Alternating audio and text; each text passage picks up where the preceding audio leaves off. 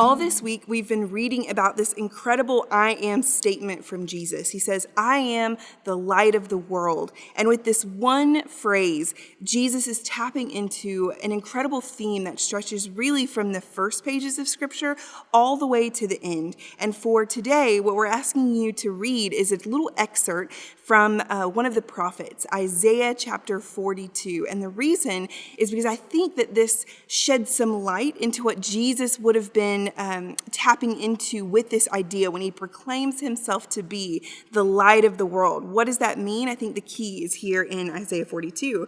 God is speaking to the prophet Isaiah, and he's telling him about this servant that's going to come, this servant who God has chosen, who is going to bring justice to the nations. God says this is the servant that's going to be a light for the nations. Why?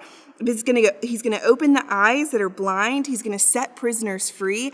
I don't think that God is just saying, yeah, he's literally going to bring people's sight back, although Jesus does do that. But I think that God is also talking about this is going to be the one who comes to open people's eyes in a spiritual sense, right? Jesus is the light of the world because he opens their eyes to this new reality, this new way of living. He sets the prisoners free, not just physically, like releasing people from slavery or whatever, but he also sets them free from the slavery that comes from sin and death. And all of this, Isaiah talks about, is a sign of the new covenant that Jesus comes to usher in. This is the covenant in the prophets that's always talked about, that there's going to be something that goes on the inside of us, right? God is going to come and change our hearts from the inside so we can be faithful to follow his commandments.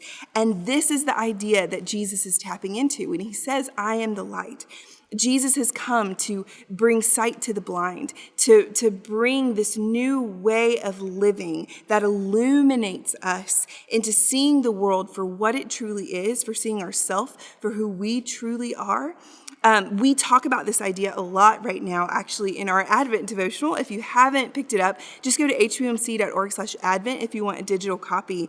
And in it, we trace this exact theme, Jesus' statement, I am the light of the world, from Genesis all the way through Revelation. And we stop a couple of times in the prophets as well, especially in Isaiah, because this is the theme that he cares deeply about. Jesus came to be the light of the world, to give us that new way of living. And I love it because we're going to talk about in that devotional too. We'll spend a whole week talking about how Jesus is the light of the world, but that also means that we are meant to be little lights. And what does it look like for us to be little lights of the world? Because we're illuminated by Jesus, we can bring that light to other people.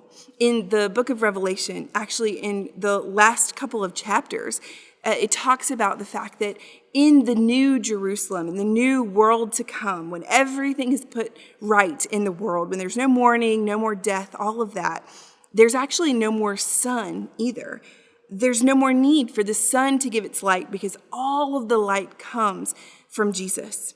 In the Old Testament, light is a way of talking about God's very presence. Think about Moses in the burning bush, in the cloud of fire that followed the Israelites through the wilderness. This Christmas, what does it look like for you to believe that when Jesus says, I am the light, it also means that he is right here with us. God's very presence with us. It's only made possible because Jesus is Emmanuel. He's come to be the human that dwells with us, meaning that God is actually dwelling with us. And that is still true for each and every one of us today.